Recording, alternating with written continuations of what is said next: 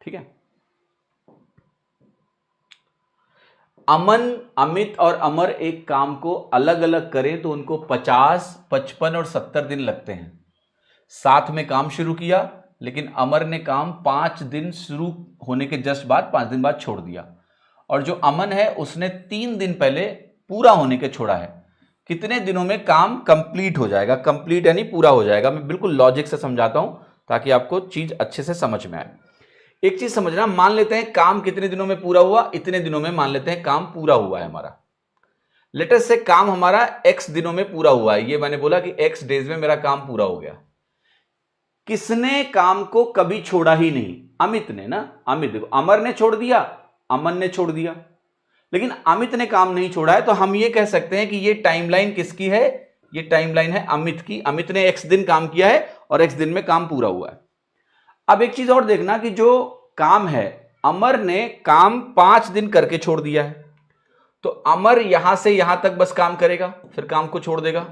तो मैं ये लिख देता हूं कि ये जो टाइमलाइन मैंने बनाई है, ये बनाई है अमर की, और अमर ने सिर्फ 5 दिन काम किया, 5 डेज, ये भी बना दिया। एक और चीज देखना कि जो अमन है, अमन ने क्या किया है? अमन 3 दिन पहले काम छोड़ता है, ठीक है। सो अमन ने, मैं ये कहूंगा कि ये 3 दिन काम नहीं किया है, बाकी सारे दिन काम किया है। अब इस सवाल को कैसे करना है इसके आगे, सबसे पहला काम आप ये करो कि आप टोटल वर्क निकालो। तो ये 50 है, ये 55 है, और यहां पर वैल्यू आपकी क्या है? 70 है। तो अगर आप टोटल वर्क यहां से निकालेंगे तो बहुत गौर से मेरी बात सुनना, ये अमन, अमन, अमित, अमर, यहां देखो बेटा नाम में भी कंफ्यूजन होगा एग्जाम में। एबीसी होता है तो आसान होता है, लेकिन जब 3 नाम सेम लगने लगते हैं थोड़ा सा मुश्किल हो जाती है, ठीक है। तो जैसे ही मैंने इसको यहां लिखा, अब एलसीएम कैसे निकालोगे? देखो ये वैल्यू है 5 × 10, ये वैल्यू है 5 × 11, और ये वैल्यू है हमारी 5 × 14, ठीक। तो अगर आप बहुत ध्यान से देखें तो देखो 5 तो आएगा ही आएगा, फिर ये जो 10 है ये भी आएगा। 10 अगर मैंने ले लिया तो 2 यहां का जुगाड़ हो गया, अब वैल्यू बचेगी 11 और 7। मतलब ये यूनिक फैक्टर्स जो है वो मैंने सब यहां पर इंक्लूड कर लिया। ये हमारा एलसीएम है, यानी टोटल वर्क है। अगर आप इस टोटल वर्क का गुणा करेंगे तो देखो कितना आएगा? 10 × 5 = 50, और 50 × 7 = 350, और 350 को अगर आप 11 से गुणा करोगे तो 35 × 11 385, तो ये हो गया 3850। ये हो गया हमारा टोटल वर्क। लेकिन मुझे ना सबकी एफिशिएंसी भी चाहिए, तो जैसे मैं 70 से डिवाइड करूंगा, 7 और 0 कटेगा, 55 बचेगा, लिख लो। जैसे मैं 55 से डिवाइड करूंगा, 5 × 11 कट जाएगा, 10 × 7 = 70 बचेगा, लिख लो। जैसे मैं 50 से डिवाइड करूंगा, ये पार्ट कटेगा, 11 × 7 = 77 आएगा, लिख लो। तो ये इनकी डेली की एफिशिएंसी हो गई, ठीक है। अब जरा मुझे एक बात बताइए, मुझे x की वैल्यू निकालनी है। अब मैं कुछ करने जा रहा हूं, देखो मैंने कहा 3850 यूनिट का काम हुआ है इस अरेंजमेंट में। अब मैं कुछ करूंगा, मैं कहूंगा मैं अमन के 5 दिन का काम यहां से हटाना चाहता हूं, तो मैं अमन के 5 दिन का काम यहां से निकालूंगा। 77 × 5 इसकी वैल्यू होगी, मल्टीप्लाई कर लो तो 350, वही हो गया 11 इंटू, अगर इसको आप 11 × 7 करो तो 11 × 35 हो गया, तो ये 385 हो गया। तो यहां से आप 385 को घटा दो। मैंने अमर के 5 दिन का काम घटा दिया। और जो ये आपका तीसरा वाला बंदा है, विच इज, कौन है तीसरा वाला बंदा? नहीं, अमर का ये इतना नहीं होगा ना, ये तो अमर यहां पर है, 55 × 5 घटाना है, सॉरी, ये वैल्यू है 55 × 5, ये घटा लो 275 आएगा ये, ठीक। तो ये वैल्यू आपकी हो गई माइनस में 275।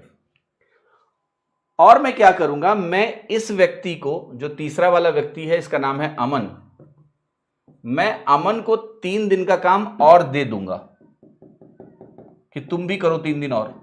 तो जो टोटल वर्क में 275, इसका काम हटाया, 3 दिन इसका जोड़ा, तो ये वैल्यू हो गई 3 × 77, और 77 × 3 की जो वैल्यू होती है वो 231 होती है ना। 231 यहां लिख दो, 70 + 7 में ब्रेक करके मल्टीप्लाई करो तो 210 + 21 आ जाएगा।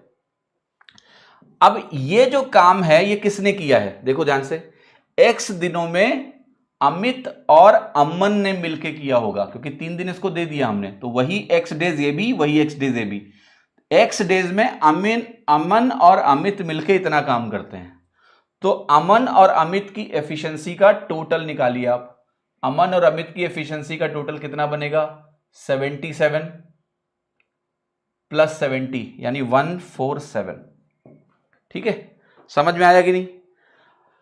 नाउ कैलकुलेट दिस, इससे आपकी एक्स की वैल्यू आ जाएगी, क्योंकि मैंने वर्क को एफिशिएंसी से डिवाइड कर दिया, नंबर ऑफ डेज आ जाएंगे, एक्स डेज में काम हुआ है। समझ में आ रहा है ये बात?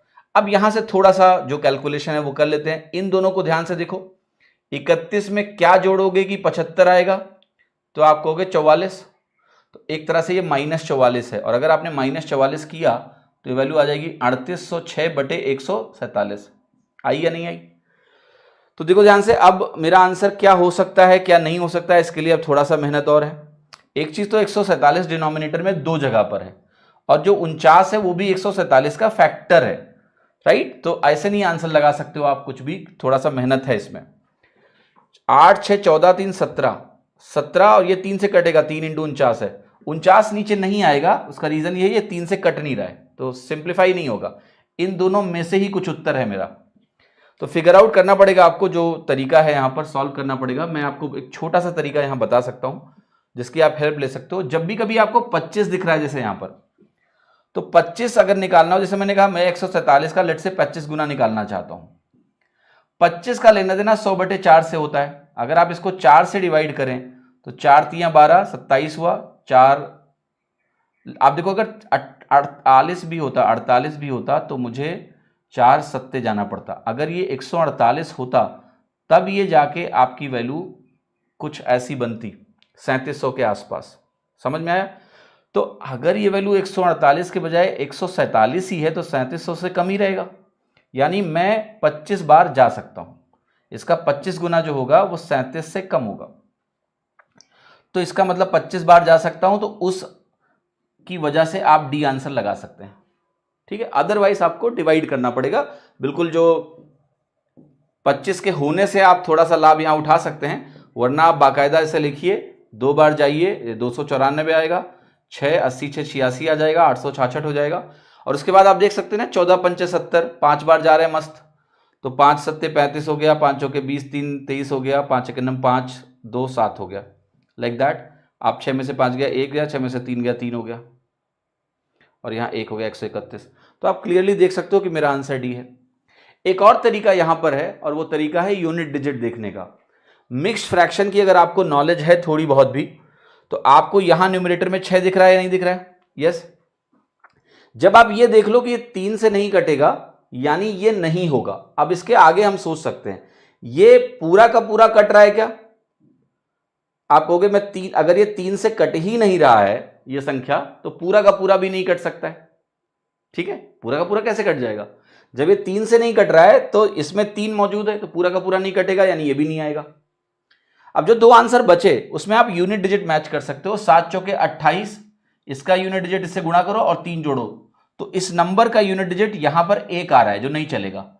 लेकिन यहां 7 5 35, 5 और 1 6 आएगा, तो आपका उत्तर यही है। तो ये थोड़ा कैलकुलेटिव सवाल है, और ऐसे सवालों से थोड़ा सतर्क एग्जाम में रहना पड़ेगा। प्रोसेस सिंपल है, बट कैलकुलेशन है, और कैलकुलेशन मेक्स इट टफ। और जब आप एग्जाम में जाके ये सवाल करोगे तो it makes it even more tougher. ठीक है, क्योंकि वहां आपके ऊपर प्रेशर होता है।